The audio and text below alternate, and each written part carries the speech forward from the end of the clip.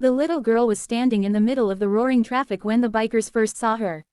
She couldn't have been more than 7.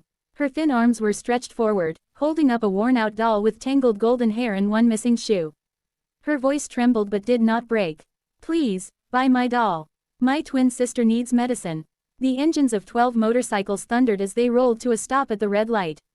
Black leather jackets, heavy boots, tattooed arms, the kind of men people crossed the street to avoid. And right in front of them stood a child with trembling lips and eyes too old for her face. The tallest biker, a broad-shouldered man everyone called Reyes, removed his helmet. His beard was streaked with early gray, and his expression was permanently carved into something between anger and exhaustion. "How much?" he asked gruffly. The girl swallowed. 500 rupees, she said softly. The other bikers chuckled. 500 for a broken doll. But Reyes didn't laugh. He crouched down so he was eye level with her. "What's your name?" "Aisha. And your twin sister?" "Anaya." The traffic light turned green. Horns blared behind them, but no one moved. Reyes looked into her eyes. He knew that look. He had seen it in the mirror years ago, desperation wrapped in pride. "Where's your sister?" he asked. "At home. She has fever. Very bad fever. Mama said she needs medicine but," her voice cracked. "Mama hasn't come home since yesterday." Something shifted in Reyes's chest. Behind him, one of the bikers, a lean man named Imran, muttered, "Boss, we're gonna block traffic all day." Reyes stood up. He pulled out his wallet and handed her 2,000 rupees. Her eyes widened. "But, doll is only 500. Keep the change," he said. She didn't take it. Instead, she looked at him with confusion. "If you don't want doll, I can lower price." The men fell silent. Reyes slowly reached out and took the doll from her small hands. "I'll take it." Her fingers lingered on it for a second before letting go. "Take us to your sister," Reyes said. She hesitated. Then she nodded. The bikers followed her through narrow alleys of a worn-down neighborhood where paint peeled from walls and electricity wires tangled like spiderwebs overhead. They parked their bikes at the entrance of a crumbling building. Inside, the smell of dampness and poverty hung heavy. Aisha pushed open a fragile wooden door.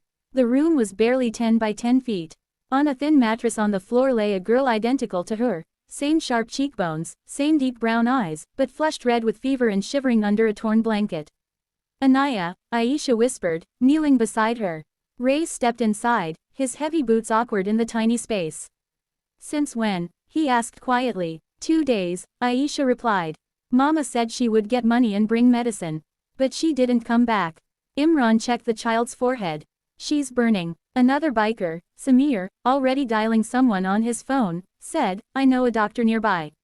Reyes's gaze scanned the room. There were no cupboards, no food, just a single plastic chair and a small framed photograph on the wall. He froze. His heart stopped. He stepped closer to the photograph. It showed a woman smiling softly, her arms wrapped around 2 tiny newborn babies. But it wasn't the babies that made his hands shake. It was the woman. "No," he whispered. Imran noticed. "Boss." Reyes reached out and touched the frame. The woman in the photo was older, thinner, but unmistakable. It was her, their mother. 20 years ago, she had left them at an orphanage. Reyes had been 8. Imran was 6. They had been told she died.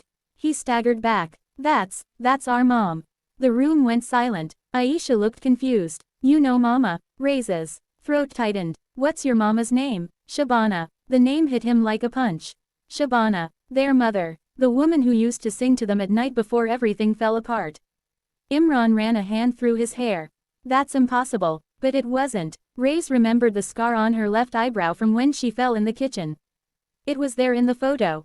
"How old are you?" Reyes asked Aisha. 7. The math stabbed him. Their mother would be in her mid-40s now. She must have started over.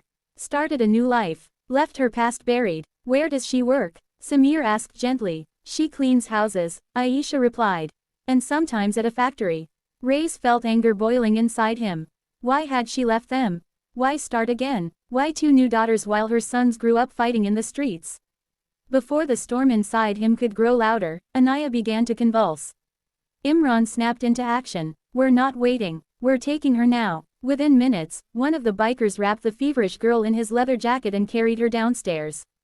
The neighbors stared as the intimidating gang escorted 2 tiny girls to a row of roaring motorcycles. Reyes lifted Aisha in front of him on his bike. "Hold tight," he said. She wrapped her small arms around his waist. They sped toward the nearest private clinic.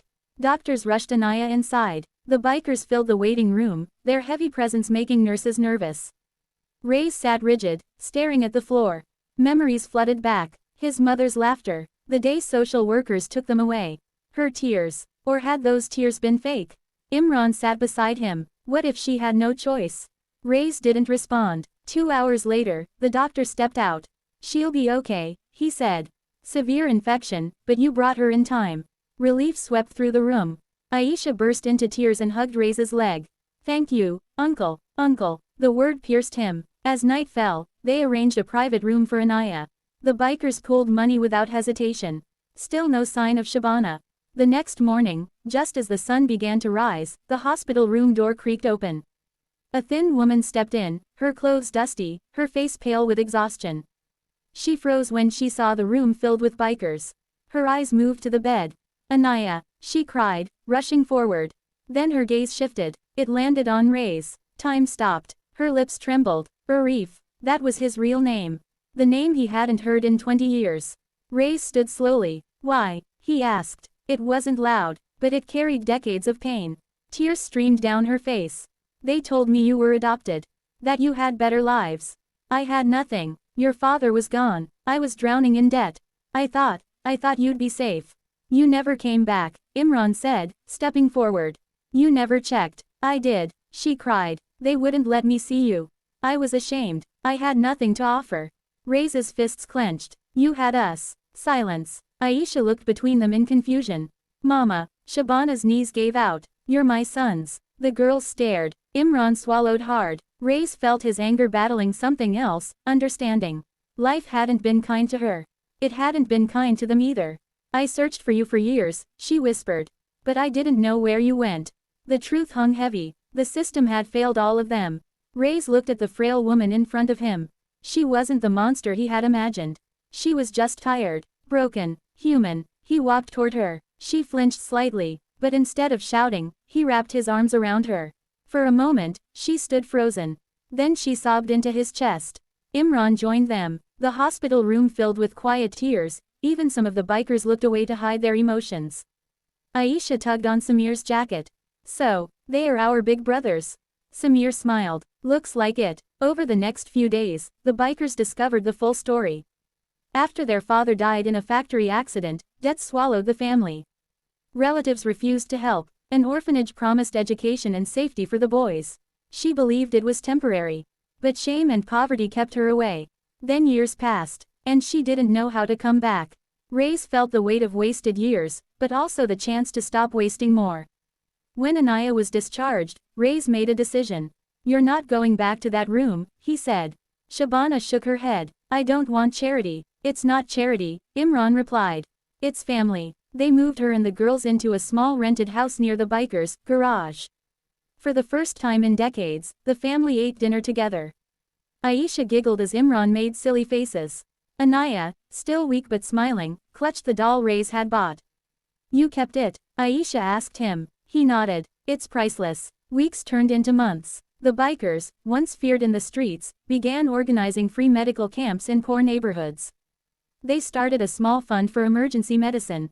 The community that once avoided them began greeting them with respect. And Reyes, he found something he didn't know he needed.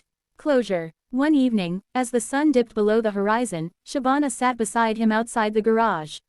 I'm sorry, she said softly. He looked at her. I was angry for a long time, he admitted. But I realize now, you were just trying to survive. She nodded. And now, he added, glancing at the girls playing nearby, we survived together. Aisha ran up to him. Big brother, she shouted. He laughed, a sound that once felt foreign. Anaya followed, holding the doll high. Look, she's not sick anymore, she said proudly. Reyes smiled. Neither are we, he whispered. Because sometimes, healing doesn't come from medicine. It comes from forgiveness, from second chances, from a little girl brave enough to stand in traffic and say, please buy my doll, my twin sister needs medicine. And from a group of hardened bikers who discovered that beneath leather jackets and scars, their hearts were still capable of love. In the end, they didn't just save a little girl. They found their mother, they found their sisters, and they found themselves.